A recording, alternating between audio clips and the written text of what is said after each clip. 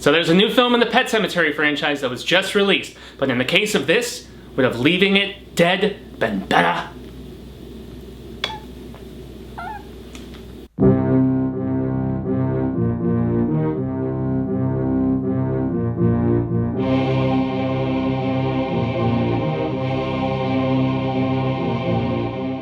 Long days and pleasant nights, fellow travelers, along the path of the beam. I am known on this level of the tower as Jaime En Fuego, and if it please you, join me here for a bit of palaver on Hail to Stephen King. That is Reezy, and yes, it has obviously been a hot minute, everybody, and you're watching this on Enfuegotainment, which has been the new home of Hail to Stephen King since the beginning of the year, and major congrats first and foremost to Cecil and the recent release of Dylan's New Nightmare. It is available on the Horror Show channel YouTube, and that's where you watched the first 300-something episodes of Hail to Stephen King, and we migrated over here because of the fact that I was going back to Arizona State and we didn't know how frequently I could do these, and it's obviously been a minute since I've done one because the last was a review of the book Holly, which is Sai King's most recent. There is still maybe a video in the works with regards to like ranking her stuff. It's really just boiling down to time more so than anything. But we did just have a new release, and this is a continuation of a series that I did when Hail was still over on the Horror Show,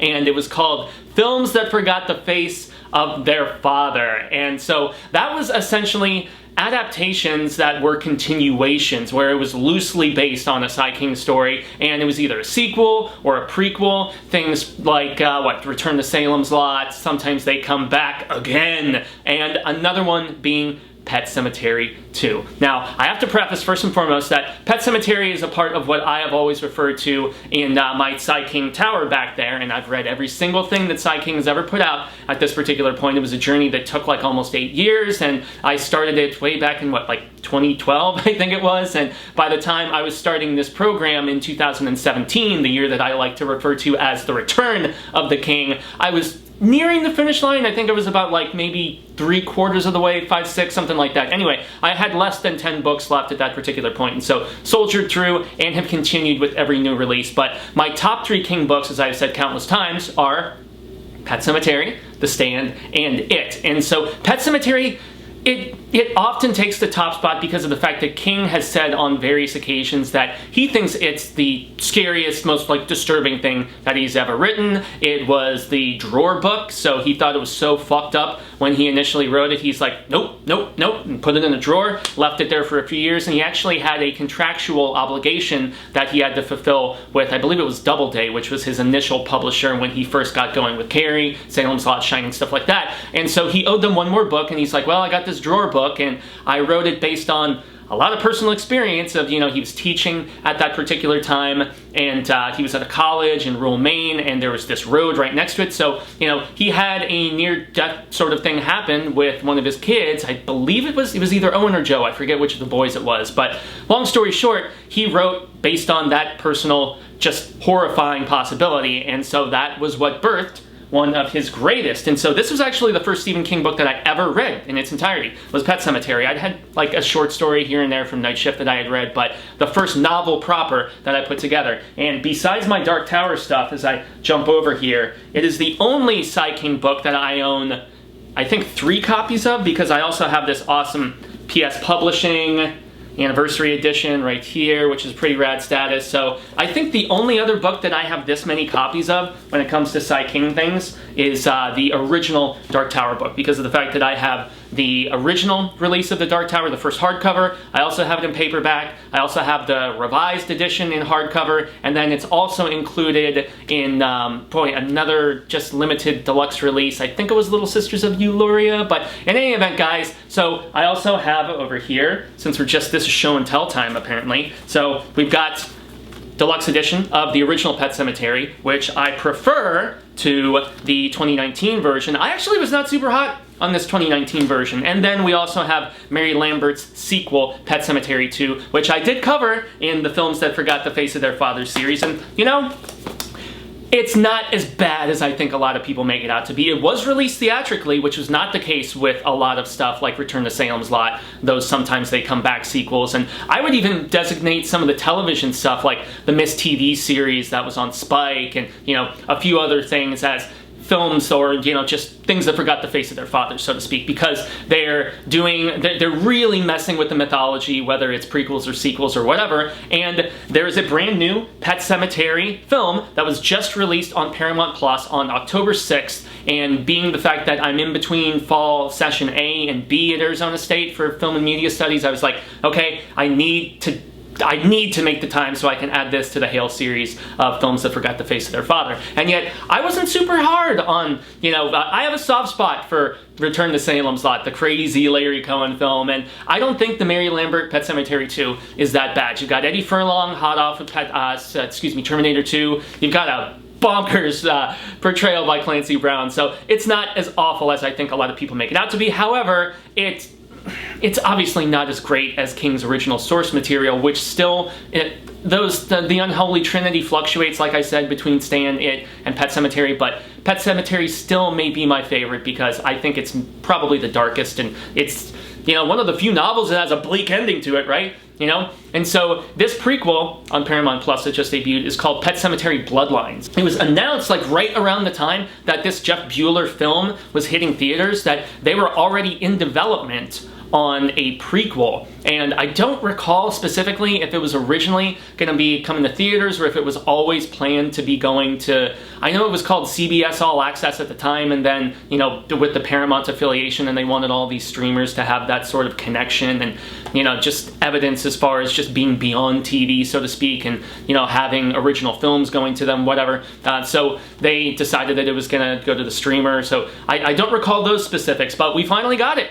Pet Sematary Bloodlines. And so this is a film that is essentially adapting 2 chapters from the original Pet Sematary novel. So Pet Sematary, the book, is divided into 3 different parts, and so the second part is called the Micmac Grounds, if I recall correctly. Just want to double check my notes. The Micmac Burying Ground, yeah. And so chapters 38 and 39 in the book are where Judd Crandall is telling Lewis about a thing that happened with regards to a kid named Timmy Baderman, and he was a kid that was coming back from World War II, and yeah, he died in the war, and he came back, you know, in a box, and he was buried in the Micmac grounds, and, you know, came back to life, and obviously, you know, sometimes that is ba, as, you know, as Fred Gwynne would say. And so, yeah, you know, that was basically, they took those 2 chapters, and they're like, you know, we could make an entire full-length movie about this, you know, just particular snapshot in time, this really creepy tale,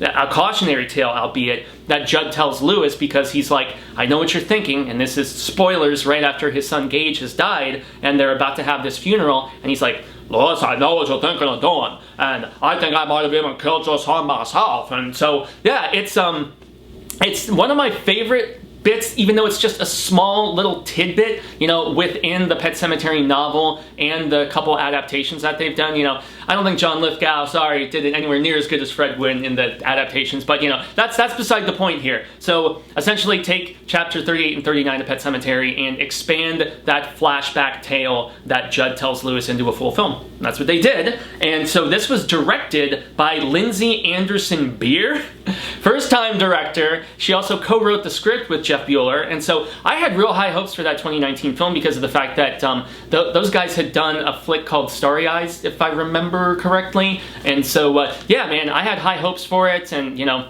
they were dashed away. It's not an awful film, but I just had a lot of issues with it, and yet the one thing that I have always said with these films that forgot the face of their father, and so this, you know, the fact that it's actually adapting a portion of the book, I feel like it's less one of those derpy, just connected by name, you know, like, especially with, like, sometimes they come back again, and sometimes they come back for more, you know, that was where those stories had zilch, zip, nothing to do, you know, with the, and the same could be said for Cohen's Return to Salem's Lot, and for Pet Sematary too, you know, but Pet Sematary Bloodlines is at least adapting and expanding upon, similar to what they did with the Boogeyman this past year. It's adapting something actually from the book. So maybe this doesn't quite fall into that distinction, into that contention. So anyway, yeah, so they even credit King as a writer, and I guess that's true, you know, because they are adapting 2 chapters of the book, adapting and expanding once again, and you've got some noteworthy faces in this. You most notably have David Duchovny, and he's playing Bill Baderman, the father of Timmy Baterman. So the father who actually goes and buries his son that died in the war in the Micmac grounds. And so you also have a face that I was really, really stoked to see, man. And he's actually been having a bit of a career resurgence, you know, with the Flanagan stuff. He also has a cameo in, well, I guess it is Flanagan as well in Dr. Sleep, the adaptation of the Sai King book right there. But so Henry Thomas, yeah, little kid from E.T., he's all grossed up, and yeah, man, I am so stoked that he is seeing this career resurgence, and it's really cool. He is in this as well. He is actually Judd Crandall's father, and so yeah, you've got a solid cast. Pam Grier is in there too. The rest of the cast is rounded out, but you know, there is one new character, but I will get to him here in a little bit. So yeah, it takes place, so this is being a prequel to the 2019 film, as opposed to like in the 80s when the original book was released, and then 89 when the original Mary Lambert film came out. In the source material, it's World War II, okay? But for the purposes of the fact that this is a prequel to the 2019 film, so much so in fact that they open the film up by showing some of the footage, including the funeral procession where all the kids are wearing the masks that was so prominently shown in the trailers for 2019 Pet Sematary. Yeah, it's a prequel to that. And so, being that year, they actually moved the war up to being the Vietnam War. And obviously that kind of puts a different wrinkle on some of the themes that you could explore and expand upon, because, you know, World War II, the Great War, you know, where the Americans were heroes and they helped rid the world of the evil that was Hitler and Nazis and so on and so forth. Vietnam, much different story as far as perception goes amongst the American people and everything, and so that's stuff that they can explore with just moving the time up as they did here. And it does alter the dynamic of a story, but yet it's still a story that needed to be expanded upon anyway, because I think it's like around 20 pages, if I remember correctly. Yeah, because chapter 38 is like around 6 in the paperback, and then it's like 15 or 16 for chapter 39, the second part of it, like the real meat and potatoes of Judd's story. And so, the one thing I have to admit that I did here, so I watched the movie last night before filming this, and then I'm getting my notes and everything together before this filming, and I was just like, I really want to go back and read those 2 chapters. And so I read 38, and then as we're about to start 39, I get like 2 pages in, and I'm just like, you know what? If I reread, it's going to make me nitpick, it's going to make me compare and contrast, as opposed to just looking at this film, you know, just purely upon my own recollection, and even more so just looking at it as its own individual entity. And that's where, you know, often people think that with these kind of reviews, I'm going to just shit on something, and no, this isn't Bag of Bones or, you know, I don't know, Dreamcatcher or something like that, or the Dark Tower movie. Anyway, but I always try to look at things objectively, and I know that this is, you know, based on my journalistic background, so, you know, try to find some positives and negatives and just, you know, look at it from both sides. And so that's why even with those films that forgot the face of their father, I found some positives. I mean, goddamn, I found some positives in that missed TV adaptation, and what I've always described these as is a different level of the tower, a different turn of the wheel, something that King explores very distinctively in his Dark Tower books, most notably in like Wizard and Glass, for instance, where our heroes, our new quartet, they step into Kansas, and we're not in Kansas anymore, yeah, but it's not even the Kansas that, you know, for instance, Eddie would have expected, you know, because of the fact that you've got Nozla-Cola instead of Coca-Cola, and you've got like different sports teams and different car brands than you would expect. And so I always, with these adaptations, especially when they make changes like in the case of this one, I'm trying to look at it as its own thing, as opposed to like a direct adaptation, you know, like, you know, we're in Keystone Earth, everybody, but yet there are so many there are other worlds than these, right? And so this is a different Pet Sematary world. This is a different Ludlow, okay? And so that was how I approached this film, and you know what? I found some enjoyment in it. Am I going to say it's great, it's amazing? No, but then again, I had a lot of problems with the 2019 version, and in some ways, I enjoyed what they did with this, most notably in the expansion aspect. Now, is the acting great? No, not necessarily. I've seen a lot better from Henry Thomas, but he's still solid. It's Duchovny that I feel like is a little stiff and a little stilted with some of his dialogue delivery, but the young actor that plays Judd Crandall, the young version of Judd, who is about to leave with Norma to go out to the Peace Corps and everything, and that's one of the big problems I have to say with prequels, most notably, is the fact that when you have your main story, and you know that a couple, you know, that have been married for years and years and years, like Norma and Judd, Yeah, when both of them are in this movie, and especially when some of the stakes feel like they're trying to amplify and get really big, I guess this is for people, it can stand alone for those who aren't really super familiar with the mythology and with the story and everything,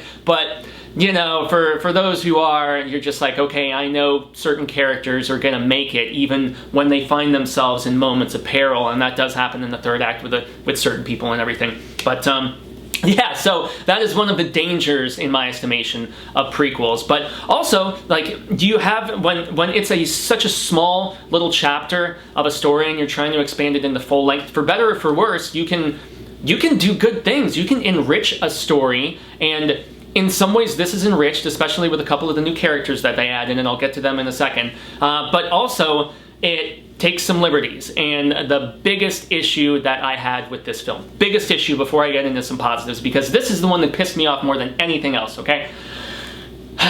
The Timmy Baterman. So, I'm well aware that there is kind of a cognizance that remains after being resurrected, okay? You know, the fact that there is an intuition with these, like, demon-possessed shells of a person, okay? And the fact that they know things that they shouldn't know. You know, you suck cocks in hell, your wife sucks cocks in hell, and all this stuff, and, you know, just, those sort of things, and just, you know, knowing super secretive bits, like something that Timmy Baterman says to the Pam Grier character, who was also in this, albeit in a much smaller role than I was hoping for, but, you know, whatever. I love Jackie Brown. She's a shit. So, but, yeah, the Timmy Baterman portrayal is, first and foremost, the actor is really kind of hamming it up and overdoing it. I felt like it was done so much better in the '89 version, because there was, like, it was almost like a handicapped person that had an inherent evil that would very occasionally say a few things. This Timmy Baterman, he talks fast, his line delivery is sharp and smart and very frequent. Like, dude talks a lot, and he's firing rifles and all this different shit. I mean, he was far more with it, in my estimation, you know, than he needed to be. And I'm sure that that was both a script thing and a directorial thing, you know? You could have had these lines of dialogue, you know, and Beer and Bueller wrote a lot of lines of dialogue. Who knows how much one or the other was responsible for, right? But, you know, he could have said it a lot slower, like he was struggling to speak or something like that, but it is rapid-fire delivery a lot of the time. And it was really, in this film, my biggest irritant, was the fact that our primary antagonist, he's just, I don't know, there's just, he seemed too lively, I guess, if that makes sense. But really, as far as the rest of this film goes, and then like a few scripting issues here and there, I liked this movie. I genuinely did. I thought that Beer and her cinematographer did a really great job of showing Ludlow, and just some of the sweeping camera work and things of that nature, but also like the recreation of the town in the late 60s, because it takes place in 1969, if I remember correctly. And so just everything from the cars to the buildings to the attire, although I will say, I'm watching this with Lady Catherine, and she takes one look at Norma when she first shows up, and she's like, that don't look like a girl from 1969. It was the hair, it was some of the attire, some of the language, I mean, but I will say, I don't have his name written down, but the actor who plays our young Judd, who was our main character, I thought he was really solid. And, you know, back to Henry Thomas, who plays his father, good. The mom, she's kind of, unfortunately, taken that back seat, you know, window dressing in some ways. I think, you know, she's like, I'll make a pie. That's like one of her main lines in this film, and you're just like, come on. But another thing that I liked about the backstory here was that, and one of the alterations about this being like a different turn of the wheel, is that they made Baterman, Timmy Baterman, the kid who comes back, you know, dead from the war, and Judd Crandall, really good friends, and they add a third character by the name of Manny, if I remember correctly. Yeah, Manny Rivers. And so there's Manny Rivers and his sister Donna, if I remember. Yeah, they're like a trio of friends growing up, and that's one of the things that, you know, Judd is so tripped out because of the fact that, you know, they thought Timmy was going to go to Vietnam and die like so many other kids, and Judd had not been picked in the lottery to go over there, and so it doesn't make it seem like he's joining the Peace Corps so that he can dodge the draft or whatever, but, you know, there's people within the town, most notably Bill Baterman, who David Duchovny plays, the father of Timmy, and there is one really, really funny instance in the third act where they're all trying to, like, go after Timmy, and, like, it's our big confrontation. And this is non-spoiler, so I'm not getting into any, like, big-time specifics, but there's a moment where Judd is yelling Timmy, and it did sound so much more like, Timmy!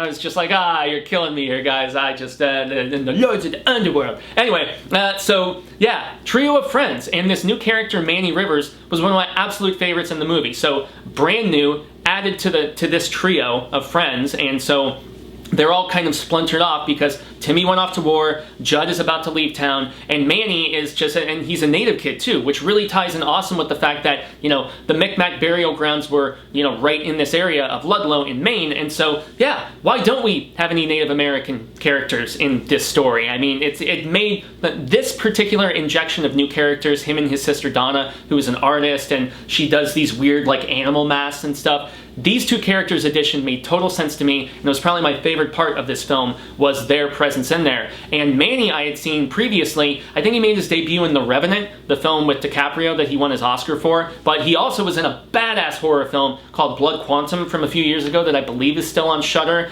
and highly recommended. So just seeing him, I recognized him, and I was just like, yeah, he was in Blood Quantum just a couple years ago. It was one of my favorites of that year. And yeah, just the splintering of the friendship. Manny is very resentful because one friend is off to war and presumably dead and has come back and is all messed up in the head, and then the other one is ditching, and so he's, you know, drinking, smoking, you know, just kind of trying to find his place in the world. And his sister Donna is even saying, yeah, I'm gonna go, you know, leave this town and try to, you know, go make a name for my art. And, you know, at one point she tells him, hey, you could go join mom and dad protesting on Alcatraz. And so that's another thing. But I thought his character, and especially his relationship with Judd, were a few of my favorite things in this entire film. I thought that the chemistry between these two, you know, friends that are, you know, friends that have friction, I guess, I thought it was incredibly done, and great performance from the actor who plays Manny. His name is Forrest Goodluck, and so he was tremendous. I thought that he was easily one of my favorite parts of this film, and one of the best additions to it. Just trying to remember a few other things as I'm just rattling stuff off here. Yeah, they do make so this is presumably John Lithgow's Judd as a strapping young lad, strapping young stud or whatever. And yeah, they go with a, you know, handsome dude, but yet in the same right, like, he has an essence of vulnerability and compassion and empathy, and I really appreciated about it, especially with his interactions with Duchovny as Timmy's father, Bill Baderman. Like, there's some really solid stuff between the two of them, because he has genuine concern for his friend, because there is an interaction early on with a dog that has been, because you always have to have an animal that's been, you know, buried in the Micmac grounds and everything. That's one thing, though, that another nitpick is the fact that I feel like this film really was just coasting on the fact that the viewer would know enough about the mythology to not really have to explore it and explain it and everything. They're like, okay, if you're watching this, you know about the Pet Sematary mythology, and so it doesn't really go extensively into it. Like, I think you walk through the actual Pet Sematary like once, and I still don't like the way that they did it in 2019 as well, where, like, compared to the sheer scale and scope of what Mary Lambert and her cinematographer did in the 1989 version of Pet Sematary, this Micmac ground, it feels so much more condensed and small. I guess there's an essence of intimacy, and sometimes that can lend itself to creepy, but just the fact that, I mean, it was this big aerial shot in the original one, which it is here too. You know, there's still like a cool view of the spiral as the drone is like coming down to it and everything, but it just doesn't feel as big and epic, so that, like, you know, just throngs of, you know, Micmac Native Americans could have been buried in these grounds. And so it's like, how much room for bodies over the years do you actually have, man? You know, that sort of thing. And another mythology aspect that they kind of muck with a little bit, and once again, I'm not trying to, you know, connect the two really, is that, so as opposed to where in the source material, you know, it's like, oh, it was what Stanny B, I'm trying to remember. I think I wrote that down somewhere. Well, it's inconsequential. So, you know, as Judd is telling the story of Spot and everything in the original Pet Sematary book, and also I think the 89 Mary Lambert, because it's been a minute since I've watched it, but, you know, just talking about the fact that, yeah, you know, Stanny B, the old Frenchman, you know, he learned about the Pet Sematary in 1800s from the Micmacs because, you know, he was a fur trader, and so he's dealing with the natives and everything, and so that's where he first heard about it. And so they said that, you know, the ground was spoiled, and yet it was holy, but yet revered, and just like almost like sacred and scared at the same time. Whereas in this, the mythology is altered to say that they were burying pets in the cemetery to ward off like an evil presence. And you know, even though I watched it just last night, I don't I don't recall them actually even using the term Wendigo at any particular point, and so that's a little bit of a disappointment, you know, but so that's something else. Okay, what else? I did like the Native American, yeah, the musical choices as well, based on the fact that it's 1969. You get some CCR, Bad Moon Rising, you also get a few other artists of the time that I really like, and, you know, it doesn't really specify for me to mention this, but I had never heard the song by Willie Dunn, which was called Son of the Sun. So sun, like, you know, father and son of the sun, like up in the sky. Son of the Sun. This song was exceptional, and they end the film with it as they're, like, you know, basically rounding things out after, you know, our big confrontational stuff without spoiling things. And I didn't know that Willie Dunn, he's a Canadian from Montreal, but he was actually of Micmac / Scotch-Irish descent, and so his song, it's a very soothing, kind of strummy, but also, you know, creepy and melancholy sort of song. I felt like it ended the film on a very resonant note, and I dug the hell out of that. But another thing where things are altered a little bit, and without getting into too many specifics or spoilers or anything like that, there is so this whole movie is, you know, it's living in a flashback, you know, in Judd's story from those chapters in Pet Sematary, but there is also another flashback within this that alters the backstory. Well, it doesn't so much alter it. I guess maybe they could coexist, but it flashes back to, like, you know, late 1700s. We're talking like colonial days, you know, in this area of New England, and it kind of puts a different wrinkle on how the town actually got its name. Now, we do know that Ludlow got its name from the founder, you know, whose last name was Ludlow, but they put a different spin on, you know, how and why, and that, so that it does kind of remain within the context, but it puts a different wrinkle on it. So perhaps, you know, perhaps they could coexist. I did like this scene, though. I thought it was well shot. I thought some of the carnage that we encounter, there's a bit of discourse that goes down between this Native American, this Micmac guy who, you know, pulls down this creepy mask and everything. I will say, nothing as cool as the poster with, you know, like the weird bone skull thing that is being adorned and, you know, worn by this guy on the front.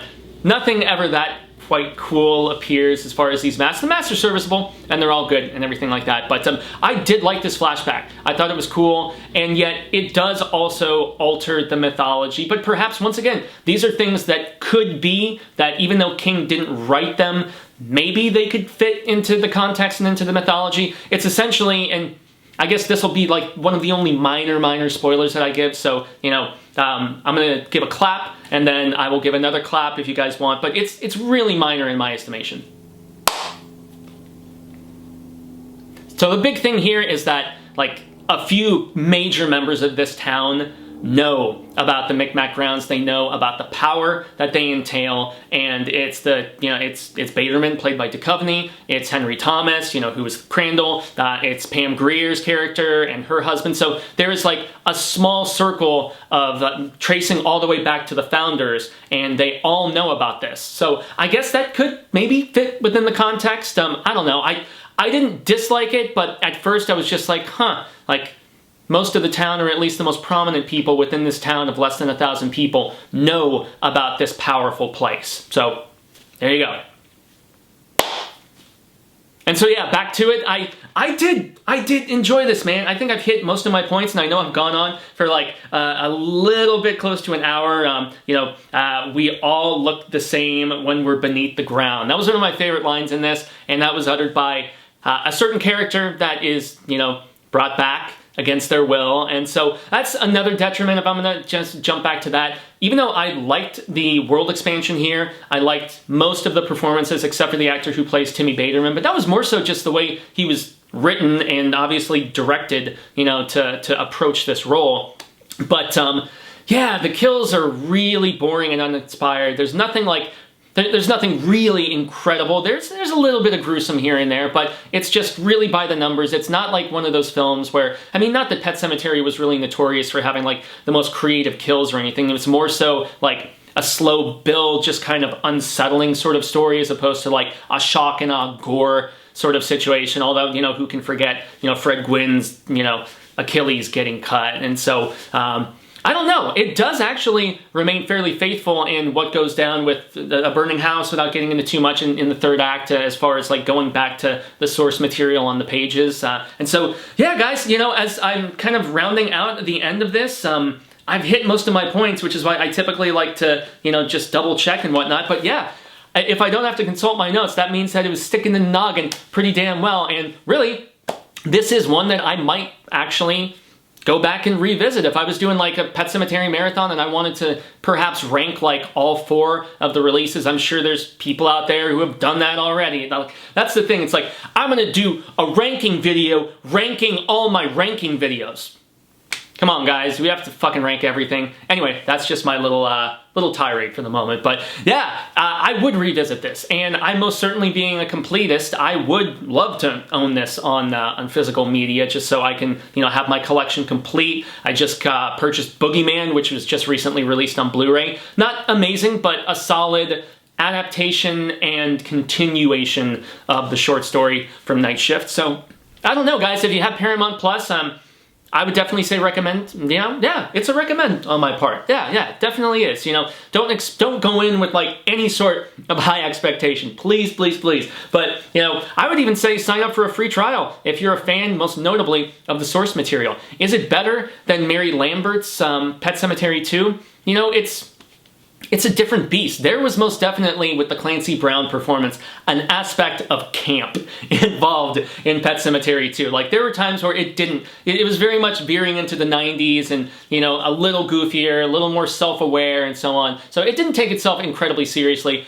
I would contend this film does. This is pretty bleak and humorless a lot of the time, but there are also some sweet moments, most notably amongst Donna and Manny, the siblings, who are presumably of like Micmac descent, or, you know, some sort of tribal, you know, Native American affiliation. And so I really loved the addition of those 2 characters, and I thought the third act was fairly strong. I just, yeah. And it's a brisk like 88 minutes, and if you factor in the 7 minutes of credits, it's barely over 80 minutes. So it's not like it's like a massive amount of dedication to check this out. And I feel like, as far as adapting a 20-something page segment of a full-fledged novel into a full-fledged movie, I was impressed. Yeah, I was. I didn't love it, but, you know, I was impressed with the fact that they didn't fuck it up, I guess. You know, the fact that they did actually put forward, in my estimation at least, a relatively solid effort. So, guys, I extend a grande gracias, but I do have one other thing that